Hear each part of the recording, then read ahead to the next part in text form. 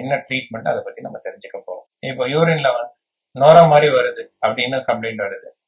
மைல்டான நுர வருது, ப்ராத்தினஸ்ங்கிறது எல்லாருக்குமே வரும். அதை பத்தி நம்ம பயப்பட வேண்டாம்.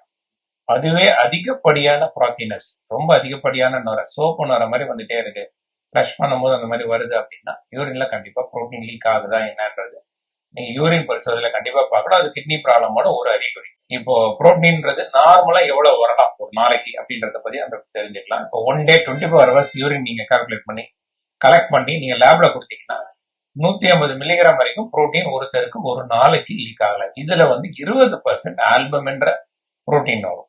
இந்த ஆல்புமின் மட்டும் நீங்க கனெக்ட் பண்ணீங்கன்னா 30 milligram, 20% off 150 milligram 30 milligram albumin. So இதை தாண்டி நம்ம வரும்போது மைக்ரோ ஆல்புமினுரியா, புரோட்டீனுரியா ஆரம்பிக்குதுன்னு அர்த்தம். 500 மில்லிகிராம் மேல புரோட்டீன் ஒரு நாளைக்கு எக்ஸ்கிரீட் ஆனாலே அது கிட்னில ப்ராப்ளம் இருக்குதுன்னு அர்த்தம். அதுக்கான காரணம் என்னன்றதை நம்ம தெரிஞ்சுட்டு அதை அண்டர்லைங்க ட்ரீட் பண்ணணும் நீ உடனே.